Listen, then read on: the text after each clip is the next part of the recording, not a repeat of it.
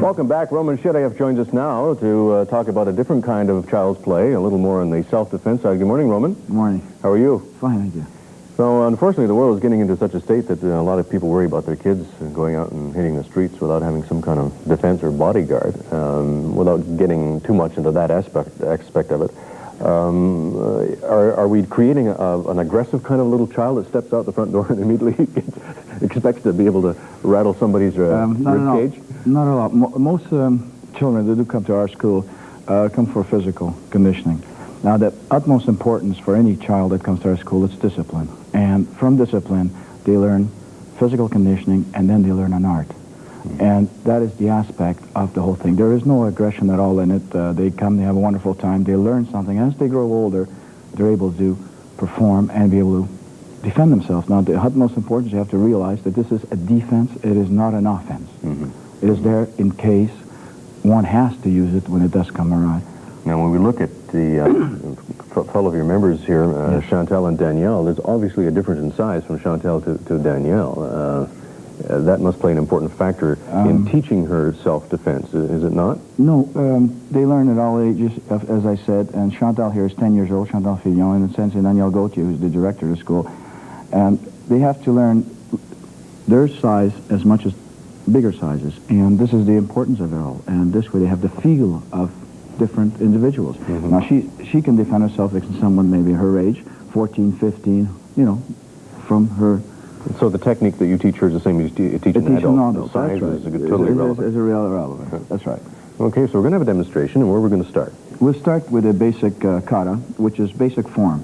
They are punches, attacks, and counterattacks. And then you'll see here, she's doing a pian. And this is hitting. That's a kicks. Yeah. And this is what they learn. It's 20 movements per kata. There could be 25, 30, depending on how high she goes. Is that a warm-up in karate self-defense? No, it is not. No. It is a basic form in advanced kata for passing a grading of belts. Oh, I see. And as they go higher, they learn different forms, different movements. Here they're going to do tsuki-uki, which is double movements, one another, and they finish off together at the end. And that's also very important basic form.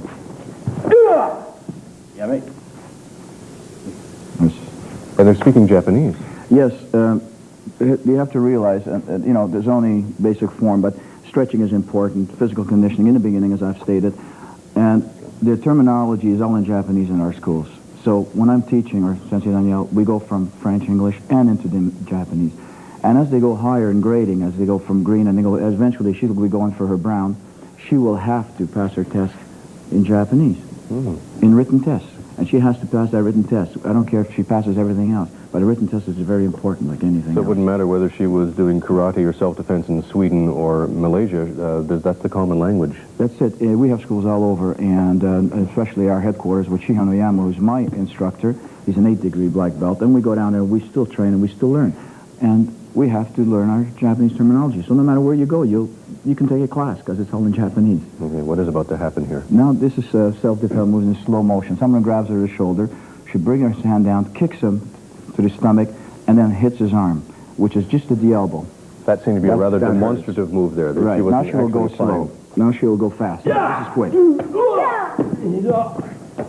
That's quick motion. It's a big difference. And that's a 10-year-old girl, okay. 10 years old. And now, move another one here. This would be from the back. These are just a few movements from the back, someone grabbing. Now she's going to move over, elbow to the jaw, which is very, very strong, you know, and we don't use them to use the arms as much, but the elbow is very strong for kids, as much as adults. They don't realize it, but the elbow... In a real situation here, would she be popping Danielle in the face full force with her elbow? Yes, she would. So it's not just to immobilize the attacker and knock him down. I mean, that's part of it. That's part of it.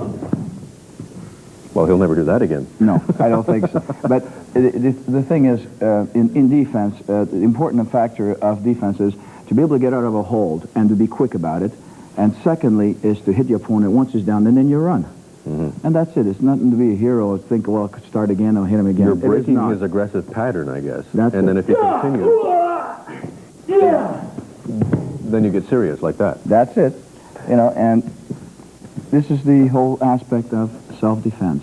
And you have to realize that children enjoy it. And as they go higher, they learn more. They be able to control themselves, and they control their emotions. And when they go home, they sleep well.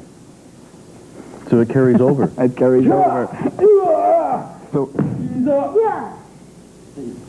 So we're basically developing a better person then. That's right. I mean, discipline, whether it's academic or physical, is important in the development of any child. And we use a lot of pads where they learn how to use their strength. Because you can't hit a person, as you know, in schools. So we use pads, and they learn their coordination, boxing techniques, hits and kicks, and it all comes around, and everything comes into one pad.